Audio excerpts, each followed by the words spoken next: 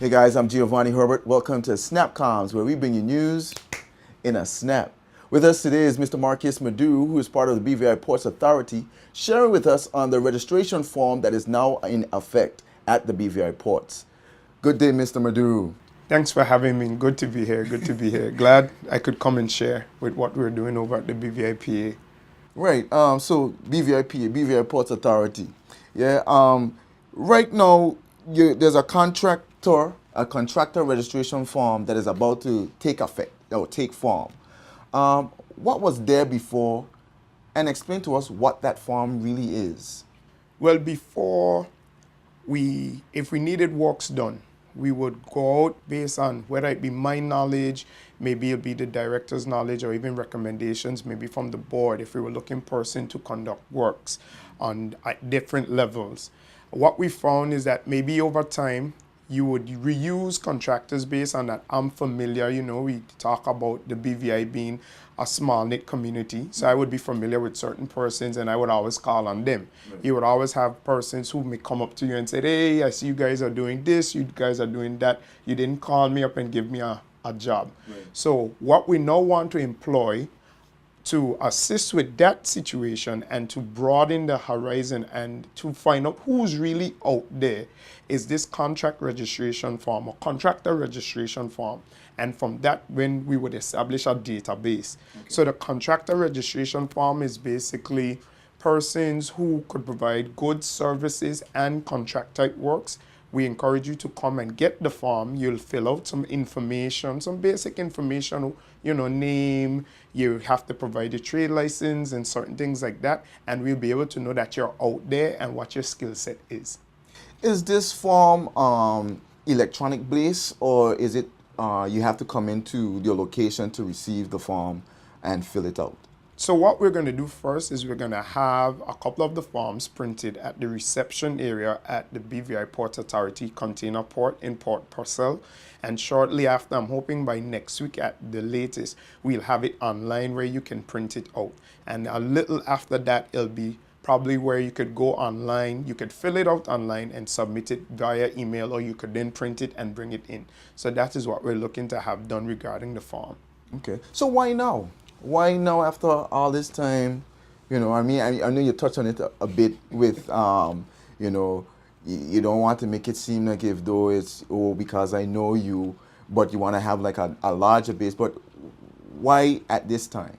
Well, obviously following the storms of last year, Irma and Maria in September, the ports, as many people I'm sure have seen, has been in disarray. Especially the container port, we completely lost one of our warehouses, and you have persons that come in there now and they have the cargo sitting in the sun and that type of stuff. We've done a lot of works at the Tatola Pier Park in preparation of the cruise ship season, which you may have noticed has now kicked off. And we've done works at Rotong Jetty. We have the new arrival hall there on the international arrival site, but there's still a lot of work that needs to be done. And at this end, what we would want to do is have as many persons out there to take part in what we're trying to accomplish in rebuilding the BVI ports. And when you think about the ports, you have to factor in the container port, Rotong Jetty, the Pier Park, West End, which has been completely demolished. Just Van Dyke was completely demolished. We have works to also take place in Virgin Gorda. You have Gun Creek, and you have Anegada. So all of these ports will eventually have works that would need to be done to not only rehabilitate them to how they were prior to Irma and Maria, but even to make them better to serve the community. Okay. So in essence, those are some of the ways that the BVI will benefit. Is there any other way that the BVI community will benefit from these contractor registration forms? Yes, I think following the storms of last year, you have a lot of individuals who have branched out into construction and have branched out into providing different goods and services. And when we speak about the contractor registration form, I don't want it to think that, it's only for construction works. It is also for goods and services. So for example, providing furniture, providing windows and doors, providing, right now we're looking at the perimeter fence at the port, and that was something we're soon about to do. So welders. And then you mentioned people with stuff outside.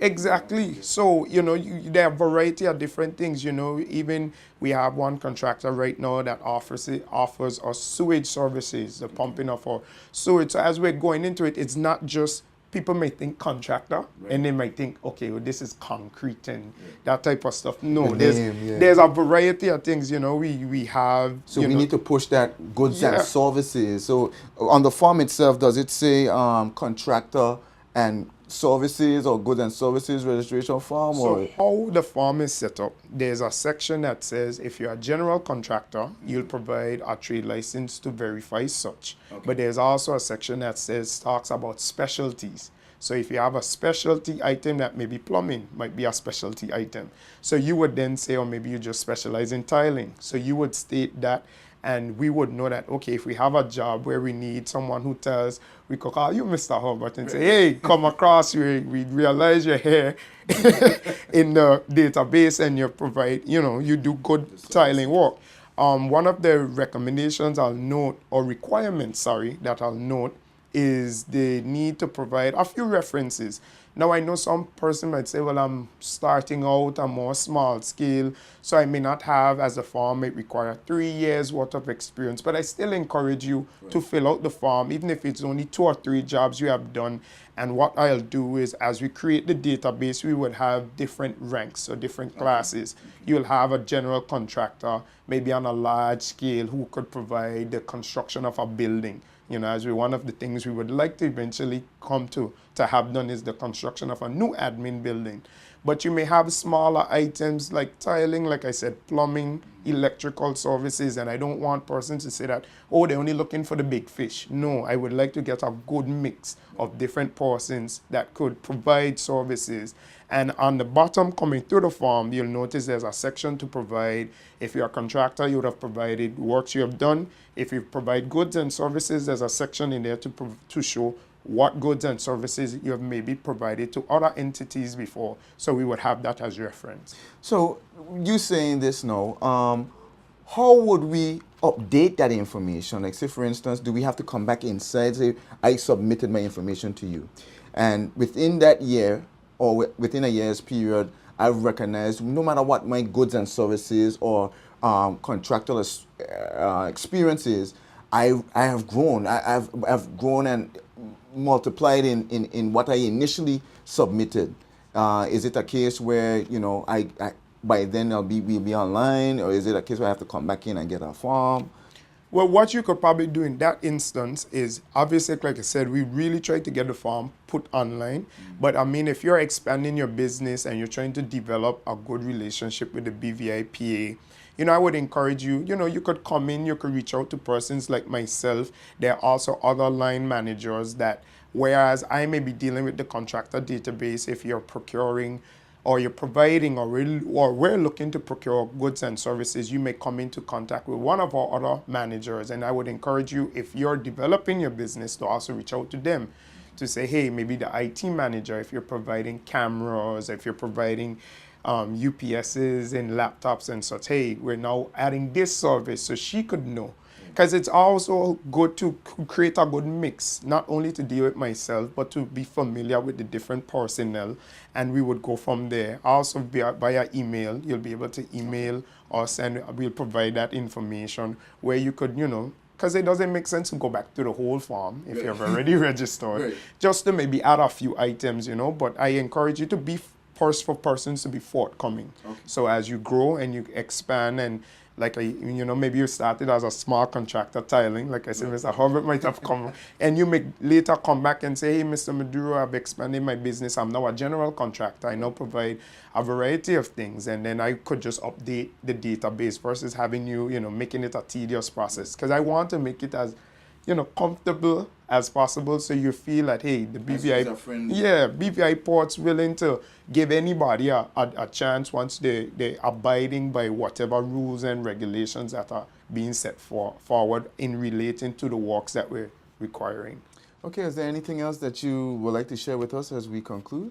The last thing I would say, I think coming down more to the end of the form, and I know some contractors and some persons who provide goods and services to the central government before would be aware, You know, works that are in excess of $10,000 would require obviously a copy of your trade license, which if you registered within this year, your trade license would obviously that you would have provided would have been good for the year.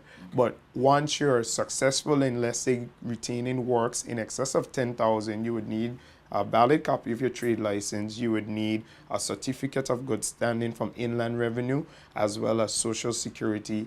And sometimes we do require the NHI certificate because, you know, that goes hand in hand with Social Security. Whereas you don't need those items, only the trade license when you register. If you're successful in attaining works and it's in a value of 10,000, I want contractors to be aware that will be a requirement.